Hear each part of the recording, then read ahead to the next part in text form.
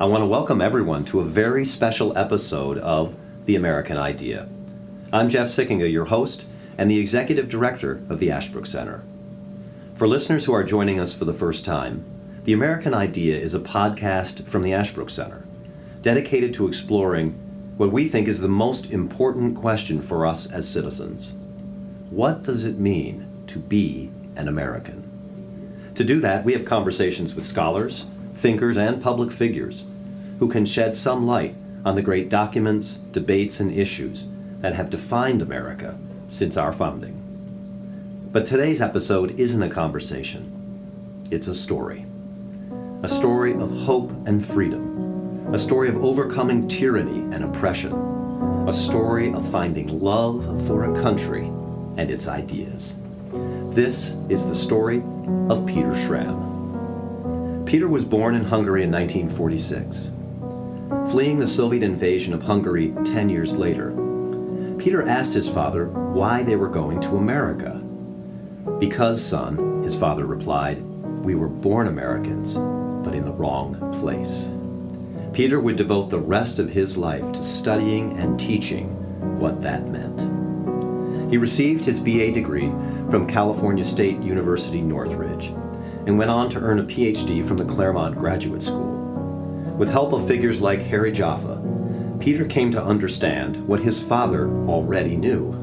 Why, as Peter's hero Abraham Lincoln put it, America truly is the last best hope of Earth. Peter was a co-founder of the Claremont Institute for the Study of Statesmanship and Political Philosophy, and became its founding president. He later left Claremont to work for Bill Bennett in the Reagan administration. It was at the end of Reagan's tenure in office that Peter came to Ashbrook. President Reagan had inaugurated Ashbrook in 1983, but 5 years in, Ashbrook was still in its infancy and looking for its purpose. Over time, Peter would give Ashbrook that purpose, educating our fellow Americans in the history and principles that make us American. Peter served as the executive director of Ashbrook from 1997 to 2013, and a professor of political science at Ashland University until his death in 2015. Under his leadership, Ashbrook grew into a national organization, reaching students, teachers, and citizens in all 50 states. But his most enduring legacy is the students who he challenged and inspired in the classroom to be the best human beings and citizens they could be. I had the wonderful privilege of knowing Peter myself for over 20 years. He was my friend and my mentor, who taught me, a native-born American, what it really means to be an American. He was the friend to many and to all those who wanted to pursue the good, the beautiful, and the true. This is Peter's amazing story, as recounted by him in 2006. Born American, but in the wrong place. My father, William Schramm, was not a mechanic or an engineer, but in post-war 1946 Hungary, he somehow managed to build a car out of scrap parts. It was nothing more really than an engine with 4 wheels and a flatbed in the back. Apart from military vehicles and Dad's creation, cars on the Hungarian streets were an extreme rarity. They just weren't available, and even if they had been, there were no jobs and hence no money with which to purchase one. Young man in those days, my dad already had quite a few responsibilities and mouths to feed, and of course, I was about to be born, another very hungry mouth to feed. But Dad has always had an enterprising and entrepreneurial spirit. So he built this car and he went around combing the countryside for junk to sell or trade. We survived. On one such excursion, he came upon a man standing in front of what appeared to be a broken-down Volkswagen Bug. The novelty of the situation and the look of exasperation or maybe desperation on the man's face were enough to make Dad stop. The driver of the vehicle turned out to be a decommissioned U.S. officer who happened to have been born in Hungary. He was taking some time off to tour the country. Dad was able to help him get the car going again, and the man offered to pay Dad in dollars. He must understand that at that time a few American dollars were like bags of solid gold. But Dad was too proud to take the money, despite how much he needed it. The man was grateful, however, and he offered Dad his business card. It read, Dr. Joseph Moser, DDS, Hermosa Beach, California. If you ever need anything, the man said with real meaning, don't hesitate to call. Dad did not refuse this offer. He took the card and gave it to my mother for safekeeping. She would hold on to that card for the next 10 years. It is now late 1956, and I am weeks away from my 10th birthday. The Hungarian Revolution against the Russian communists is now in full swing. According to estimates, more than 20,000 freedom fighters and 1,500 Soviet soldiers are killed within a 2-week period. We, that is to say my parents, my sister, then 4 years old, and I, shared a small apartment on the plaza near the Eastern Railroad station in Budapest with my grandparents, Dad's parents, and my uncle, Dad's brother. Since one of the important things the revolutionaries did was to take over this railroad station, the Soviets had placed several tanks there. We could not leave our apartment. There was quite a lot of heavy fighting right outside of our front window. There were bodies everywhere. One was just in front of our window for more than 5 days. After about a week and a half of this, we could finally go outside, but just for the essentials. As we walked around, I remember a grim fascination I had with the back of a Russian personnel carrier that was stacked with skeletons. It seemed that they were each covered with about 2 inches of black velvet. I later came to learn that these poor souls had been burned alive by a Molotov cocktail. Apart from these horrors, there were all of the ordinary and accompanying difficulties one might expect in such circumstances. Where to get clean water, food, sanitation, etc. Worse, it was clear that though the Soviets had finally pulled out of our immediate area, they were winning. The revolution was going to fail, and they would be back. The horrors that our family had faced for so many years in Hungary, first under the Nazis and then under the Soviets, did not compare with what was ahead of us if we remained there. It was one thing to tolerate injustice when you were not accustomed to anything else, but the revolution had stirred an almost forgotten longing in my father's heart. Hope.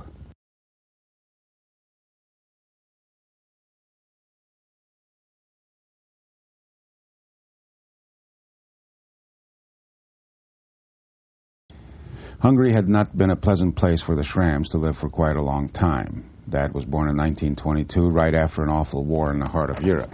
Things were hard. His father, an active participant in the 1919 Communist Revolution, was hounded by the fascists then ruling. By the time my father reached his teens, the Depression hit hard, followed by World War II, or what Churchill called the second part of the 30 Years' War. World wars are unpleasant for small countries surrounded by large and ambitious ones. Hungary was no exception. Forced to take a side, Hungary chose Germany, all the while hoping for what they called the West to win. My father was placed in the air artillery. He liked it there because they could pretend to shoot down American planes, all the while knowing that the B-17s were flying well out of range. They couldn't hurt the good guys, yet they did their duty. That was as good as life got in those days. Besides, the Americans usually just flew over Western Hungary on their way to Germany. They very rarely dropped their bombs in Hungary. The only thing worth bombing in Győr, where I was born and where we lived, it had a population of about 100,000 and was just east of Austria on the road to Budapest, was a factory that had been converted to build Messerschmitt planes. It employed about 10,000 people by then, my father among them. When the Americans decided to bomb the plant in 1944, I think, they first dropped thousands of leaflets informing people not to go to work that day because they were going to level the plant, and they didn't want people to get hurt. They said the bombing would begin at noon. My father believed the Americans. He didn't go to the factory. The Germans, however, insisted that everyone go into the factory and start production. They rounded people up, including my father, at bayonet point. The Nazis explained that those who wouldn't go in would be lined up and shot. Everyone but about a dozen people went in. The recalcitrant dozen were lined up against the factory wall. The Germans prepared a firing squad. As they were about to commence their grisly work, the American bombs started to fall. It rained fire and steel. Everyone ran away from the factory grounds, including the German soldiers, lined up as a firing squad. Almost no one who had gone into the factory survived. The dozen, my father among them, survived. It was noon. The war was hard on everyone, and the war's end brought little relief. When the communists took control of the country in 1949, my parents' little textile shop, about half the size of my living room, and everything that was in it was taken from them. They were considered bourgeoisie, and therefore dangerous to this new kind of tyranny now in control. My father was later sentenced to prison for a year for rumor-mongering. Someone claimed he called a communist a tyrant, which he did. He got out, washed windows for a while, and made illegal whiskey. He lived, and his family survived. In that same year, 1949, my grandfather was sentenced to 10 years hard labor by the communists for having a small American flag in his possession, much like the kind we wave at 4th of July celebrations, or with which we decorate the graves of our fallen heroes. Dad tried then, unsuccessfully, to persuade my mother to leave, but their ties to family and friends were too strong, and she would not hear it. At my grandfather's trial, they asked him why he had that flag. Was he a spy? He replied that it represented freedom better than any other symbol he knew, and that he had a right to have it. When my grandfather got an early release from the labor camp in 1956, he came back to us looking like a victim of the Holocaust. Still, the first thing he wanted to know was whether we still had the flag. Of course, we did not.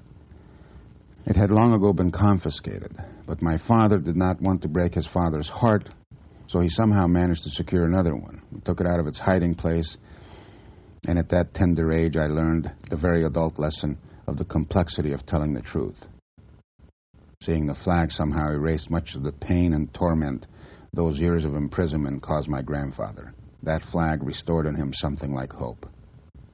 In my father, it also stirred up righteous anger.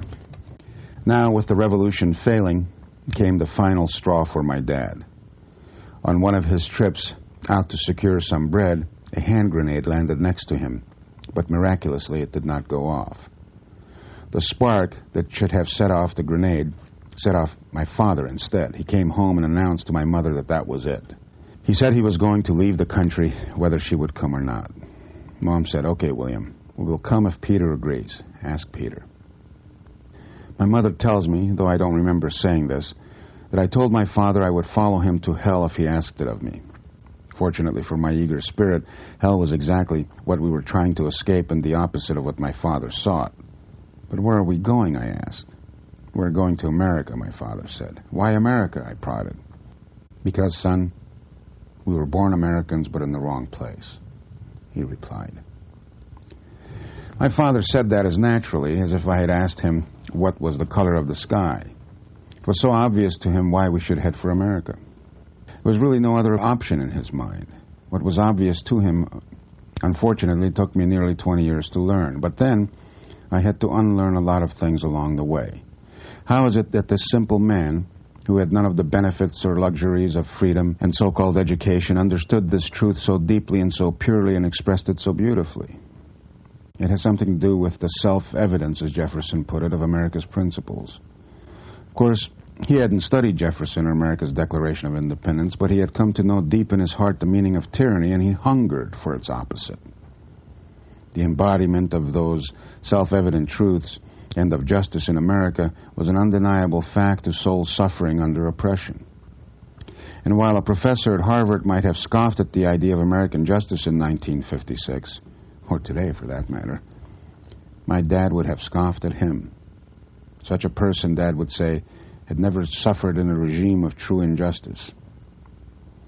America represented to my dad, as Lincoln put it, the last best hope of earth. I would like to be able to say that this made Dad a remarkable man for his time and circumstances, but in many ways Dad truly is a wonder. But this is not one of them. He was not remarkable in this understanding. Everybody in Hungary, at least everybody who wasn't a true believer in the communists, thought that way. For some it was instinct. For others it was habit or family teaching.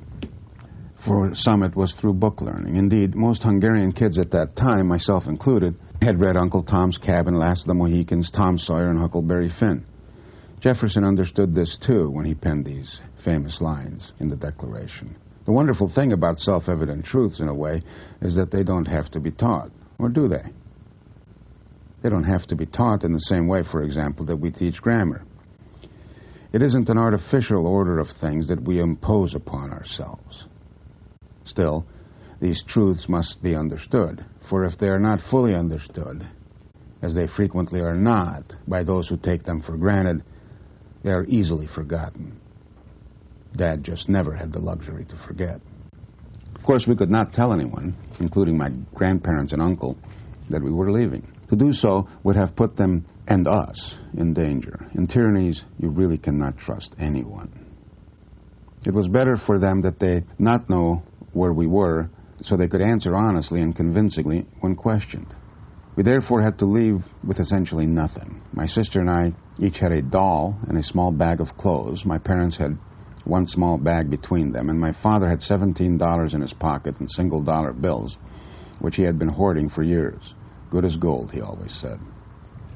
The trains were packed with many other people similarly outfitted. Everyone was headed for the Austrian border, but we all kept our heads down and said nothing to anyone. The Russians were stopping the trains and looking for people. As young as my sister and I were, we knew what that meant. We tried to keep quiet. I remember that many people exited the train at one particular stop, and Dad shook his head. He knew what they were going to try, and he knew that in all likelihood it was going to work for most of them. He had a different plan for us to get to the border. When we exited the train, we had a 15-mile walk ahead of us. We meandered through a large expanse of agricultural land, avoiding as best as we could all haystacks, where Russians were known to lie in wait. We came upon nearly 200 people along the way, all doing exactly the same thing and all saying virtually nothing about it, just nodding and pushing along. I remember a particularly difficult thing we had to do was to avoid the sound of a crying child. That was a well-known Russian trick. We did, however, come upon a boy whose father had been shot. He was immediately welcomed into our growing and informal group, of which it seemed my father had become the leader. His plan had been sound. We crossed a little bridge in the middle of the night. Someone heard the sound of German on the other side of the bridge. It was the Austrian border post. As we stepped over a line, the Austrians asked us to show them our weapons. I remember being utterly surprised to discover that every single man in our group immediately began to drop pistols, knives, etc. We had just finished an expedition of the brave. We had entered the town of Nickelsdorf, Austria. They proceeded to move us to a big barn for the night, where we slept and slept soundly. The next morning, we were moved to an army camp near Innsbruck. For nearly a month, we were fed and housed there. Dad went out and got a job. I occupied myself in the normal pursuits that occupy 10-year-old boys. I even managed to get myself into a fight with another boy who had taken my belt. In the scuffle, I ran through a plate glass window door and sliced open my chin. This caused my mother to faint and my father to have to rush me to an Austrian emergency room for treatment, as if my parents didn't have enough problems. Occasionally, officials from the various embassies of different countries would come by and attempt to catalog where the refugees were planning to go and why. It was not as simple as finding a ride to that place you wanted to go. After all, much was involved. First, they wanted to know if you had any relatives in any other country. We did not. A man from the German embassy encouraged us to settle in Germany. We would be made citizens immediately because our name was German. Dad told him we were not German. He was sure of what he wanted. But we did not, as I said, have relatives in America. The representative from the American embassy asked Dad, "Don't you know anyone in America?" Eventually, my mother reminded my dad that we did know someone in America. She ran back to the bunks and out of her little satchel pulled out an old and rumpled business card. This reminded Dad. "Yes," Dad said, "I know this man." He showed the business card of Dr. Joseph Moser, DDS, Hermosa Beach, California, to the man from the embassy. Dad explained that we had had no contact with him in all those intervening years. Anything could have happened to him, and it was possible that he would not have remembered his offer to help. As luck would have it, he was still where his card said he was, and was willing, thank God, to sponsor us. Within a week of contacting Dr. Moser, we were shipped off to Munich and then took a plane to New York City. We landed just before midnight on December 24th, one day after my 10th birthday. Because the plane landed for refueling in Newfoundland, the children on board were given Christmas presents. My sister got a doll and I got a toy army jeep. This was the extent of the presents for that Christmas, except for the freedom that we were about to enjoy. On Christmas morning, we were taken to Camp Kilmer, New Jersey for processing. One of my early and poignant impressions of America came when a number of the Hungarians at Camp Kilmer were groaning and moaning, in Hungarian of course, about the food they were served. They were particularly appalled by the cornflakes, which in Hungary were not considered fit for human consumption. I recall that there was a soldier there who was mopping up the floors. He was quietly doing his work as the Hungarians carried on and ignored him in their typically boisterous manner. Finally, the soldier could not take it anymore, and he turned to us and said in perfect Hungarian, "If you don't like it here, then get on a plane and go home." A deafening silence followed the shock. Although I suspect he may have been an intelligence officer, the soldier later claimed he had grown up in Hungary because his parents had been traveling musicians and that they had died there in a car accident. Whatever the case, his point was well taken. We were humbled by this man, and the complaining stopped, or at least leveled. We were grateful to eat our cornflakes. A few weeks later, we took a train to Los Angeles, where we were met by Dr. Moser and his family. Sponsorship meant that they had to guarantee that we would never become a burden to the American people. He had to house us and feed us for a while.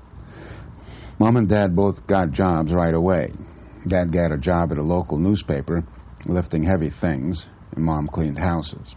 Soon, we had a little beach shack where we lived for about a year and a half. By that time, my parents had managed to save a couple $1,000 and were able to purchase their first restaurant. We were on our way to the American dream. Dad came into the restaurant business because it was his impression of Americans that they seemed like nice enough people, but they were lousy cooks. He bought the restaurant on Pico Boulevard for $3,000 with a bank finance loan. The whole family went to work right away. We had to tear the place apart before we could open it. After it was open, my sister and I washed dishes as Mom and Dad cooked and waited on tables. I remember that stuffed cabbage was one of the most popular dishes on our menu. I had been typing the menus for my parents for nearly 2 years before a regular customer who had been eating this dish, the most popular on the menu, for the same number of years, finally pointed out to me that the menu actually read stuffed garbage. Clearly, English was not our native language. Since I didn't speak a word of English when we arrived, I was placed in the 6th grade based solely on my math scores. There I was put into the back of the room where the teacher, a nice man who I'm almost certain was named Mr. Friend, assigned a red-headed and freckled boy named Jeffrey the task of teaching me how to read. I would read the words according to Hungarian phonetics. Jeffrey would correct me and try to explain what they meant. I would imitate him. After a few months of this painstaking labor, I began to understand some things. The first English sentence that I remember repetitiously saying was, "Get out of here." This I mimicked from some kids who screamed it at me after I stole their foursquare ball, which happened daily. Somehow, without the help of advocates clamoring on my behalf for bilingual education, I managed to get on that year. My triumph came at the end of the school year when I beat the class bully, who had been beating up on me as if I were a punching bag and was amazingly named Butch, in a fight. All the kids were applauding as they gave me a book of baseball heroes, and everyone, including Butch, signed it. I was about high school age when we moved to Studio City and bought a bigger restaurant. Schramm's Hungarian restaurant was right across the street from many of the movie studios, and we catered to many actors. But it was not the lure of the film industry that prompted me to go to Hollywood High, rather than North Hollywood High School, which was just a few blocks from my house. It was their ROTC program. Hollywood High had one, and North Hollywood did not. Ironically, my last semester of ROTC was cut short because of another Hungarian student. He had just transferred in from another high school, and we were the same rank. He was determined to be battalion commander, and so we squabbled over the title. It seemed a ridiculous fight to me after a while, and I had my fill of it. I dropped ROTC and took an international relations class that was offered the first thing in the morning, the same time as ROTC, so that I had not yet had the opportunity to take it. I enjoyed the class. The teacher was much more serious than most. Apart from my ROTC experience, I can remember only one other important lesson from high school. I had an English class that was taught by a poor lone woman, a spinster. No one liked her because she was serious. We scalawagged students, the boys I mean, for the girls were of a sweeter disposition. in whom the quality of mercy was strained, mocked this woman behind her back. But in class, we were the mirror of all courtesy, because we knew she was a serious teacher and a demanding lover of her subject. We were attentive and gave her her way. Her considerable presence demanded it. As the class was nearing an end, after we had read both Caesar and Hamlet, she told us we would have to memorize 40 lines of Shakespeare and recite them in class. I chose, unimaginatively perhaps, the lines of Hamlet that begin, "To be or not to be, that is the question, whether 'tis nobler in the mind to suffer the slings and arrows of outrageous fortune, or to take arms against the sea of troubles, and by opposing end them, to die, to sleep." Unimaginative or not, I worked hard for many days to master these lines. The process of memorization was difficult, and when I finally got around to reading aloud, letting my ears really hear the words, the cadence, and the rhythm, I recall a wonderful moment when the monster ignorance left me. I understood what I was reading, what I was hearing. I don't mean that I understood the deep metaphysical meaning, but I finally understood that these were not wild and whirling words. They were beautiful. They had meaning, and I understood them. I was about 17 years old, and through learning Shakespeare, I knew that I had finally come to understand English. While I would still think in both Hungarian and English, my dreams were now in English, and Shakespeare, in and of himself, was a wonderful and magical discovery for me. But what did I learn in school about this great country to which I had emigrated? Unfortunately, even in the early 60s, before the onslaught of political correctness so popular among the faculty of my generation, I am sad to report that it was nothing very serious or substantial. In some cases, it was probably even untrue. While my interest turned toward history early on, oddly, I was not very interested in American history. It was not made to seem interesting. Further, I had learned to my surprise and against my own inclinations and perceptions that America was an amazingly hypocritical place. I was told by a history professor that all I needed to know about Abraham Lincoln was that he was a racist. Nothing else needed to be known about him, he said. I set my sights on studying European history because it had great stories about straightforward tyrants who were unaffected by hypocrisy. When I say I set my sights to study European history, you must understand the sense in which I mean study. I had always been a voracious reader. My ever-growing book collection was a long source of exasperation for my father and continues to this day to be one for my wife. I started accumulating books when I was in my early teens. I had always made a little money working for my parents, and instead of spending it on cars or clothes, I would buy books. There's something special about owning and reading your own books. I never liked to use libraries. Perhaps it is a natural reaction to the communist propaganda of my youth, but I think that some things just shouldn't be shared, at least not with just anybody. I like to smell and fondle books, keep them, set them back on their shelf, sometimes to just let them fall open to where they may and read into them again. I fancy that these books became friends, and I just couldn't bear to part with them. But my reading was done on my own because I enjoyed it. I did not think of studying as an occupation or work. I did not contemplate the possibility or even understand what college was.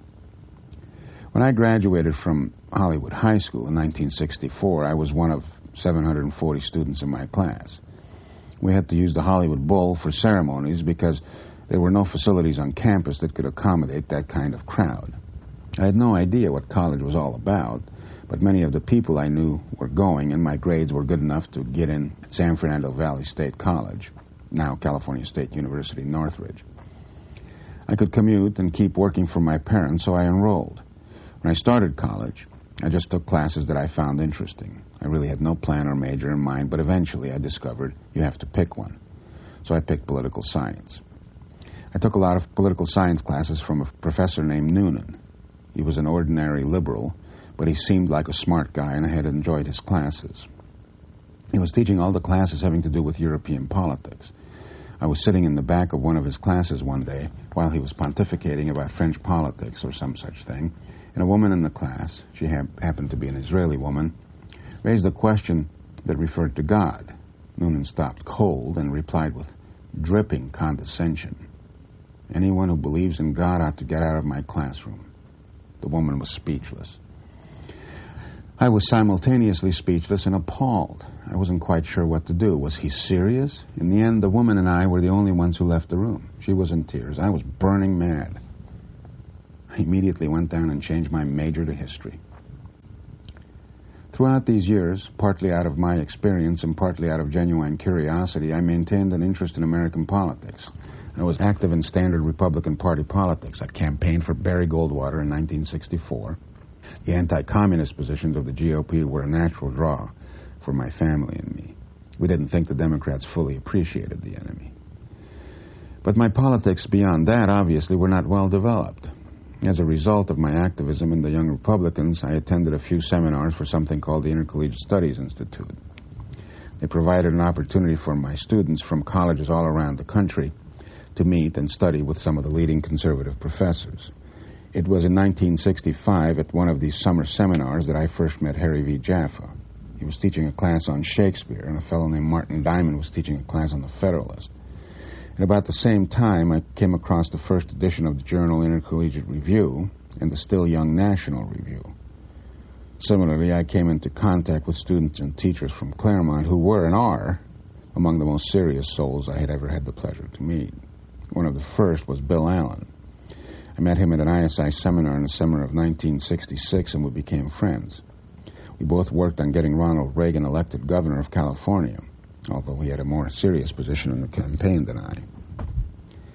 I began to see that it was in many ways more interesting and important to think about politics, as those in Claremont were doing, than to be active in politics, as I had been. I endeavored, in my own way, to do just that, but it never occurred to me that I would join them in Claremont in any formal way. I thought that what they were doing out there was so important and so elevated that it was in many ways beyond me. But I spent a lot of time hanging around in Claremont, though I was still enrolled at Northridge. You must understand, I didn't know what graduate school was, nor did I even understand the concept of graduating from college. I just liked reading and studying and talking with people who did the same. I was a free man without a plan. Now, in the midst of all this, the 1960s are in full swing. My father and I had clear views on matters, particularly as they related to freedom versus tyranny, American versus the communist, and the necessity of the Vietnam War. We were both in favor of the war. The demonstrations made us angry. The chanting, in particular, was offensive. No matter what they were saying, when left-wing groups would get together and chant, it always sounded like Sieg Heil to us. I remember being especially angry when they started spelling America with a K, as if it were a fascist country. I have clear memories of my parents really thinking that the country was falling apart. My dad especially thought that the Americans were not fighting an intelligent or manly enough war in Vietnam, that they were nickel and diming it instead of going in like they meant to win.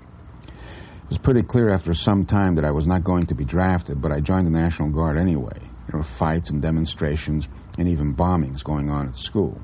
Still, it is hard for people of our background to lose their sense of humor. I remember one incident when Dad and I were watching the news on TV and some American pilot had been shot down after doing something that my father considered particularly stupid.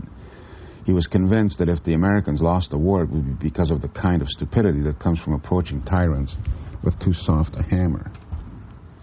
We continued watching this, and as my father was insulting the manhood and intelligence of all natural-born Americans, they proceeded to interview this pilot. They asked him how he got himself into this situation, and as he took off his helmet and began to speak, I had a great laugh at my father's expense. The pilot spoke in the thickest possible Hungarian accent. That was the last time my father insulted the general manhood and intelligence of Americans. In 1968, 4 years after entering college, so theoretically when I should have graduated, I decided to go to Germany to learn German. Why? I just thought it would be an interesting thing to do. Remember, I'm a free man without a plan. I lived in Munich. This was my first trip to Europe since leaving it at age 10. Although my reason for going was to learn German, my reason for staying was to learn something about Europeans, their habits and their ways, and their rich history. In the end, I learned a great deal about how Europeans see America, and therefore learned much about why I love Americans.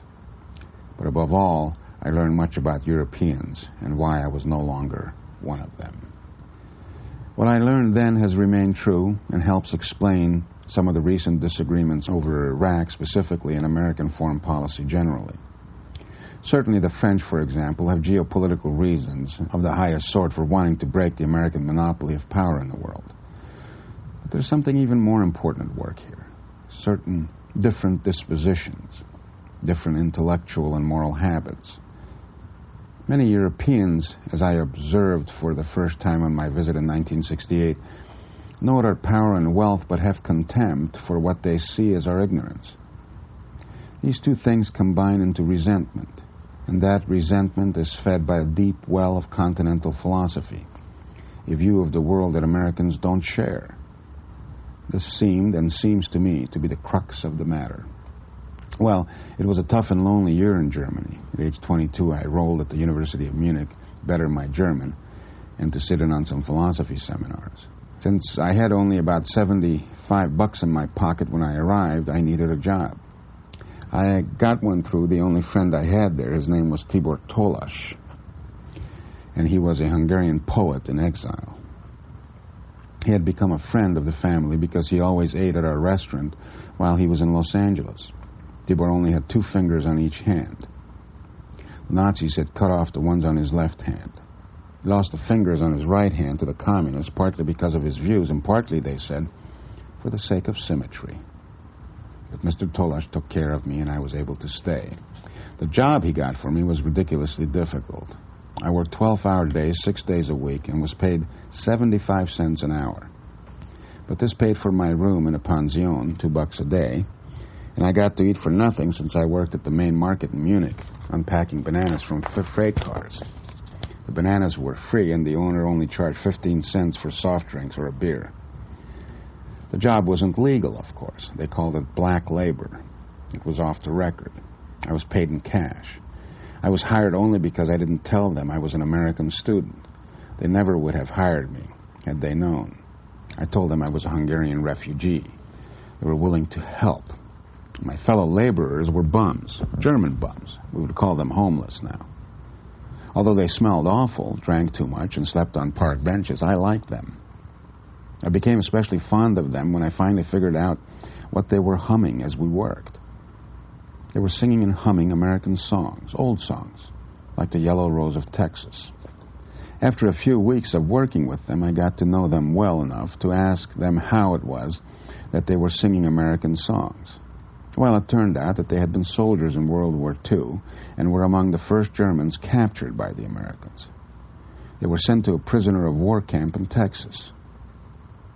They lived out the whole war in Texas. They learned English and liked our songs. And because this was an American prisoner of war camp, they were able to leave the camp, get jobs in town, and get acquainted with real Americans. All 4 of them said it was the best experience of their lives. They loved Americans, they said. I wanted to know what it was they liked about Americans. They thought that Americans were direct and honest.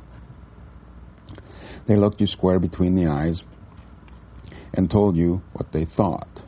The Americans laughed a lot, often loudly. Their view of life was not tragic. They were not filled with the passionate anxiety of Europeans. Americans had no angst. They didn't spend their time regretting the past. They thought anything was possible. Give a man an opportunity, he'll take it and fulfill what ambitions he had. My Germans called this practical freedom. These Americans lived as free men should live. They were modest, never overbearing, gave no quarter to flim-flam, and they were very generous. Although these men were soldiers for a country that America was at war with, the Americans never said they disliked Germans. They did keep asking us, however, how we could have gotten ourselves a leader like the one we had. It started us thinking, they said. Everybody in America seemed young, they said. They had a liveliness about them, a kind of wide-eyed adolescence, as if they had never experienced disappointment and defeat, and there was no reason to think they ever would. They were energetic and full of vigor. They thought that people should have the opportunity to excel in something. These Americans moved through the world as if there was no one trying to hinder their progress, their ambition, their way in the world. The Germans said that they were struck by the fact that the children seemed to look mature men in the eyes, as if they were their equals. We talked about these matters in my halting German, and after a while, I felt morally compelled to tell them that I was really an American and that I spoke English. Well, you should have seen the hurrahs and the cheers. They were delighted and quickly revealed that their English was much better than my German. From then on, we spoke only in English. Over the years, and on other trips, much was added to these impressions. Although none denied what my homeless friends understood to be the American character, they added some not-so-subtle mixes to that opinion. What had been described as virtues now became vices. Many Frenchmen I met argued that Americans are money-grubby. All they are interested in is making money. The country is full of an endless commercial bustle. As a result, Americans work too hard and have no proper understanding of leisure. Their culture is minimal and only their manners are lower. They're unsophisticated and unlearned. They know little about their own history and nothing about the history of others. They have never suffered, so they lack depth. That may explain why they have no great literature and are not in love with museums, as Europeans are. I remember one man who couldn't possibly understand how all these people of different backgrounds and colors could live together as something like citizens. He wondered how it was possible. He concluded, because he never understood its cause, the idea, the electric cord, as Lincoln called it, that was the real basis of American patriotism. That it was not possible in the end, that it was only a question of time before the place fell apart. Not enough ties of blood, not enough common history, he said. In the end, I came to learn that what held together all the critical opinions about America was the spirit of resentment and envy. We were big and powerful, and we thought we were special. We claimed to establish a novus ordo seclorum, see the Great Seal of the United States on the back of the dollar bill, as if we had reinvented the world. We scoffed at the old and tired ways of the mother continent. We were like children who weren't able to appreciate the sober and cultured ways of the parents. These European parents were jealous of their energetic and ambitious children. The child became too powerful, too wealthy, too ambitious. The more the child was able and willing to help the parents out, the more resentful the parents became. And yet, the parents were forced to admit to themselves that there was something especially interesting and appealing in these exuberant youths, their liveliness and their straight-shooting ways. And yet again, these youngsters had to be kept in check by their betters. Over the years, I began to see the philosophical basis of this European way of thinking and why they disliked our ways. They attempted to prove that all philosophical questions in human life can be reduced to the deep Grundproblemen, fundamental problems, and then to nihilistic despair, because in becoming fully enlightened, the Europeans freed themselves from all illusions about good and evil and right and wrong. But we Americans don't think this, and we can't feel the despair. How could we simple-minded and practical folk, understand the depth of the human condition? We Americans insist on holding to the connection between freedom and justice, courage and moderation. As a result, we can't take the Europeans as seriously as they take themselves. We think that they are participants in a pseudo-sophisticated and endless coffeehouse chatter leading nowhere except to the will to power and gulags and concentration camps. We, on the other hand, think that equality and liberty have ethical and political implications. We are willing to fight to make men free. We are still optimists who laugh too loudly, and we still think, along with Mark Twain, that against the assault of laughter nothing can stand. I had spent a lot of time with Germans and East Europeans and didn't talk to Americans for the first 4 months or so. By early spring, I became terribly homesick. Think about the word homesickness. It is an illness brought about by being away from home. I repeat, an illness. I had never been this ill before. The physical effects were something like seasickness. My head was sick, my whole heart faint. I wasn't missing the pretty Southern California coastline, you understand, or big cars or hamburgers. I was missing American, a certain kind of people with certain qualities I like and was at home with. I miss my people. The first sign of the illness, I began almost instinctively keeping my eyes open for Americans. I didn't see any. As the illness progressed, I started consciously searching for Americans. I went to places where I thought they were likely to be. Alas, they were not. I kept at it. I pressed hard, but nothing. Things got so bad that I was unable to sleep. I would wake in the middle of the night and prowl the city with my eyes wide open. Nothing. I got into the habit of going to the main railroad station in the middle of the night. It was one of the few places open all night. I would sit and drink coffee and talk to whoever was there, mostly Germans of questionable character drinking much too much beer. Sometimes we would talk about America, but no Americans. One night, very late, it must have been 3 a.m., I was heading home from the station, turned a corner, and was thunderstruck. There was a man walking in front of me, going in the direction I was going. There was no one else on the street. My eyes focused on his back for a second, and within another second I was running toward the man, because I realized, in a kind of insight, that this was an American man walking. I came to an abrupt stop on his left side, panting, and blurted out something like, "Please, I'm an American. I need to talk with you, please. Would you mind if I walk with you a bit?" Needless to say, the man was surprised. But he recovered his composure quickly enough and was magnanimous enough to allow me to walk and talk with him. The conversation was not about the mysteries of things or the latest political news or gilded butterflies or tales of American grandness. No, it was about his hometown of St. Louis and the virtues of the Cardinals and why the National League was superior to the American. Being a Yankee fan, I disputed this. It was about small things, but that was enough, and with each step and each sentence of the conversation, I felt the contagion leave my soul and began to regain my health.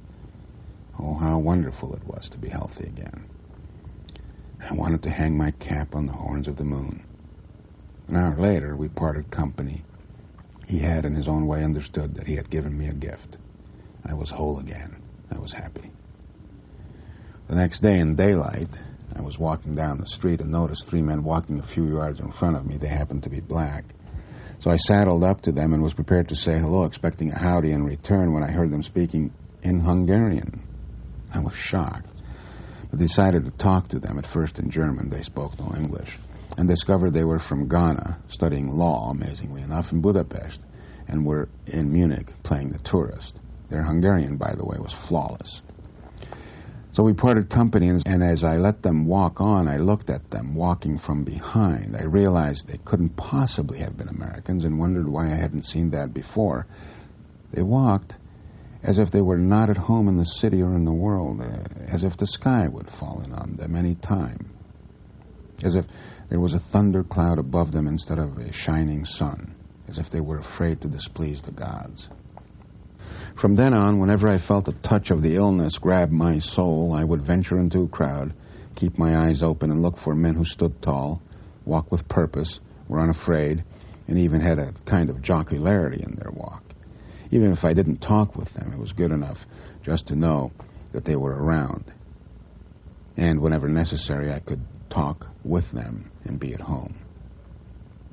Before actually going home, however, I felt compelled to at least try and visit my aging grandmother in Hungary. My poet friend, Tibor Tolas, had a one-way ticket to Budapest on the Orient Express, and he gave it to me. I, of course, paid no thought to the logistics of this plan beyond securing the tickets. As usual, I had almost no money. Never mind that this was a one-way ticket and I had no plan to get back. This was 1968. The Russians were moving into Czechoslovakia, and there was no love lost between Americans, particularly former Hungarian Americans, and Eastern European communist apparatchiks. Of course, I had a passport, but I knew nothing about the need to or procedure for securing visas to visit communist countries. So I just boarded the train with my ticket, and off I went.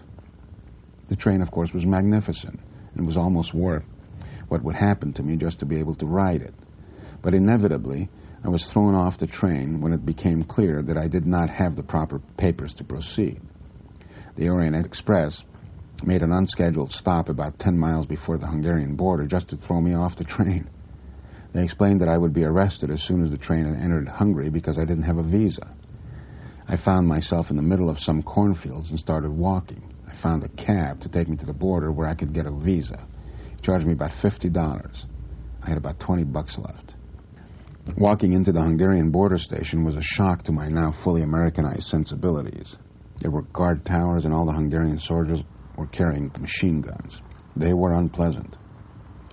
They did not believe me when I said that I merely wanted to visit my grandmother. They stripped me and went through my things, asked many questions about what I studied and with whom. Of course, they also did not believe that I was in Munich merely to learn German. They assumed that a larger game was afoot. Hours later, I was ready to restart my journey. The trouble is, I had no way to get to Jura. There were no buses, no taxis, no train. I thought about it for a while, and as I realized I would have to walk 20 or so miles, I spotted a couple getting into their car with Canadian license plate on it. They were about to drive to Budapest. I explained my predicament, and since Jura was on the way, I hitched a ride. I arrived in Jura in the late evening, having been dropped off at the center of town. I was able to get directions to my grandmother's place and walked a few blocks. I remember the building as I approached it, walked in, found her apartment, and knocked on the door. My grandmother, I should mention, had no idea I was coming. She opened the door and almost fainted. After she recovered, she looked me up and down. I wasn't exactly in my Sunday best at this point, and said, "Oh, my Lord, you have become an American gentleman." Grandma may not have been right about the gentleman part, at least not in those days, but she was right about the essentials. I had become an American. When I returned to California, I continued with my studies at Northridge. I also continued to hang out in Claremont when I could. I still did not know, in the sense that we expect students today to know, what it was that I was doing with myself. Perhaps that was best. I was just taking both life's and the college's lessons as they came. But I was to have a rude awakening. It was probably about October of 1970, so 6 years after I had entered college. When I went to the registrar's office to register for the spring semester, I was told that I could not register. But why not, I asked. Was my bill not paid? Did I have overdue library books? What was going on? No, I was told. I could not register because I had over 200 credits and 3 majors. I had to graduate. I was finished. I was speechless. I was not embarrassed to say that I actually cried. It took nearly half an hour for the poor woman working there to explain to me the full meaning of what she was saying. I could not get my mind around the concept that I had to finish school. I perked up when she said that what I would have to do is enter graduate school. This meant I could continue to study, but I had no real concept of what graduate school was. I remember going to consult with Chris Flannery, who by then had already become a friend. We were students together at Northridge, and he was waiting for me in front of the library. Chris also frequented Claremont with me and knew Bill Allen and a few of the other guys. It was decided that the thing I should do, since neither one of us knew what to do about this preposterous situation, was to consult Bill Allen. I immediately called him, and within weeks it was arranged through Bill and Professor Jaffa that I would enter Claremont Graduate School. So there I was in Claremont, studying these important things with all of these guys who seemed smarter than me. Then it hit me. Why had I put all this effort into studying so much European history and politics? There was nothing wrong with it in itself. But these most important questions, what is freedom, what is justice, what is equality, these were not answered in the history books I had been devouring.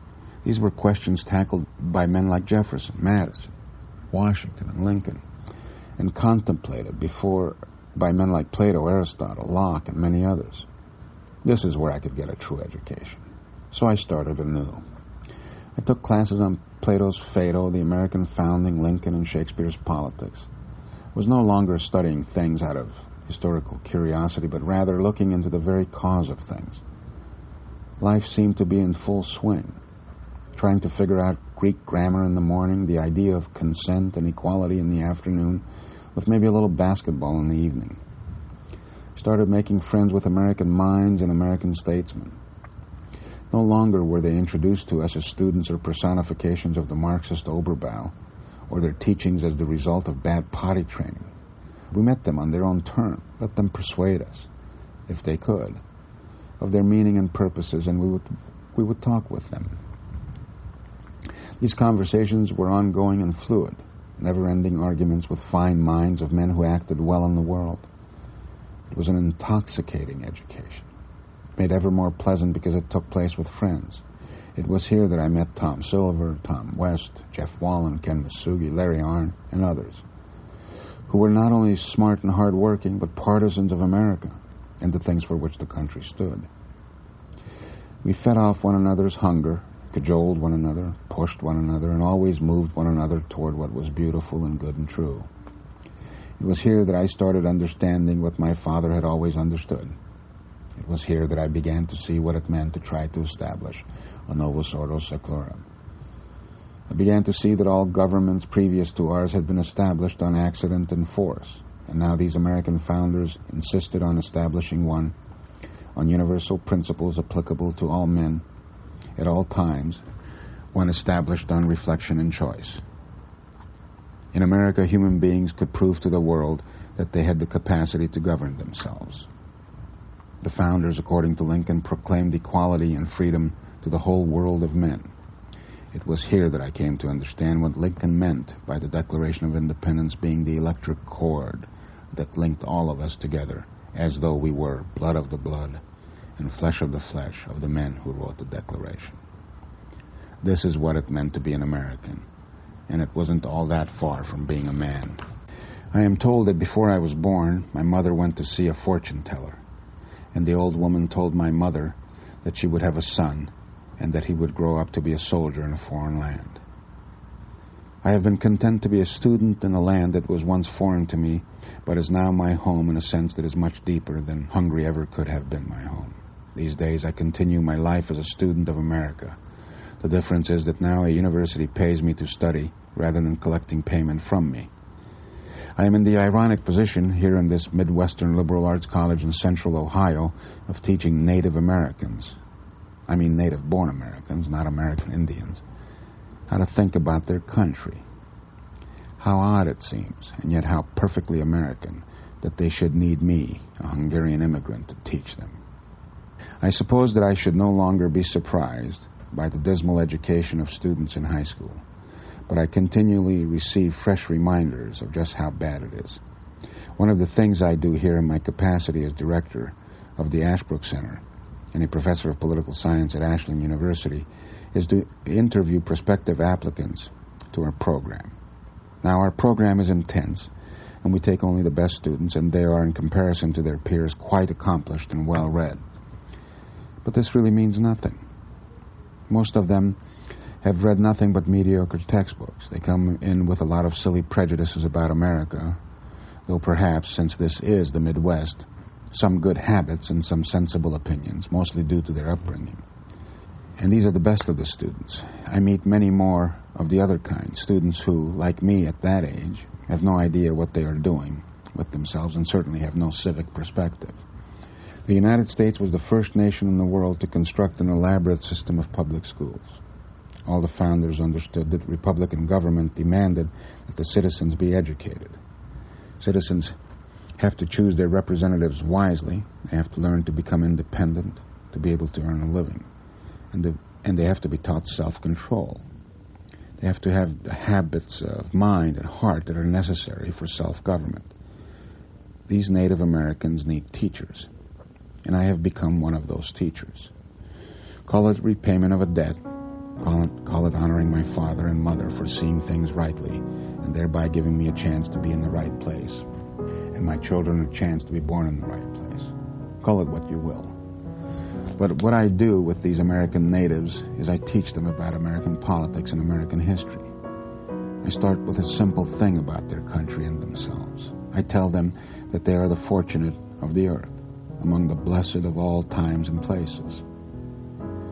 I tell them this as an obvious and an incontrovertible thing, and their blessings, their great good fortune, lies in the nation into which they were born.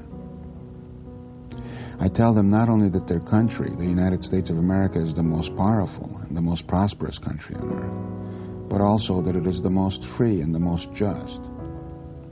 Then I tell them how and why this is so. That is, I teach them about the principles from which these blessings of liberty flow. I invite them to consider whether they can have any greater honor than to pass undiminished to their children and their grandchildren this great inheritance of freedom. And then we talk for a few years about how they might best go about doing that. And this is the beginning and the end of what I have learned, and of what I teach, both as an American citizen and a human being.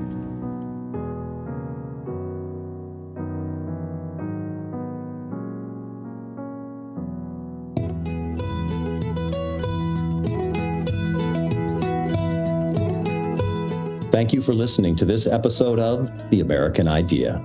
If you enjoyed this episode, remember to subscribe at Apple Podcast, Spotify, or wherever you get your podcasts, and leave a 5-star review. If you want to learn more or get involved in Ashbrook's vital work, visit our website, ashbrook.org.